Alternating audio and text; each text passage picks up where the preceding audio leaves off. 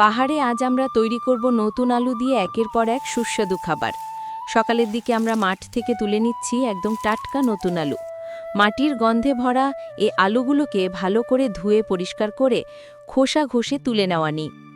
এবার বড় বড় আলুগুলোকে দুই ভাগে কেটে এইভাবে ডিজাইন করে কেটে নিয়ে সামান্য লবণ আর পানি দিয়ে কিছুক্ষণ ভিজিয়ে রাখব, যেন নরম হয়।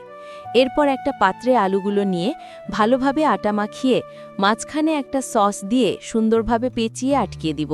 তারপর গরম তেলে ভেজে সোনালি করে নিব। ওপরে দিলাম টমেটো সস, দেখতেই মুখে পানি চলে আসে।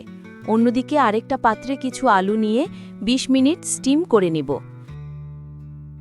সেগুলো নরম হলে ভালোভাবে ম্যাশ করে একটু আটা দিয়ে ছোট ছোট লাড্ডুর মতো বানিয়ে তারপর তেলে ভেজে ওপরে মরিচ গুঁড়ো ছিটিয়ে তৈরি হলো মচমচে আলুর বড়া।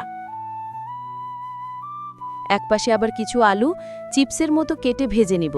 তারপর তাতে মরিচ গুঁড়ো, পেঁয়াজ পাতা, ধনে পাতা আর সয়া সস দিয়ে ভালো করে মিশিয়ে নিলেই তৈরি ঝাল মশলাদার আলুর চিপস। এরপর আরেকটা পাত্রে আলুর ভাজি নিয়ে সাথে ময়দা মিশিয়ে তেলে চাপুরির মতো লালচে করে ভেজে নেওয়া হলো। বাহ, দেখতে যেন পিঠার মতো। শেষে একটা কড়াইতে মশলা মিশ্রিত পানি দিয়ে সবগুলো আলুর পদ একসঙ্গে ২০ মিনিট রান্না করা হলো। পানি শুকিয়ে এলে উপরে দিলাম পুদিনা পাতা, মিক্স করে নামিয়ে নিব।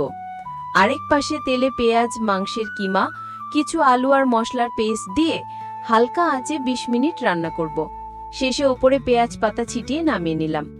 এই তো পাহাড়ের নতুন আলু দিয়ে একের পর এক মন ভরানো রান্না তৈরি।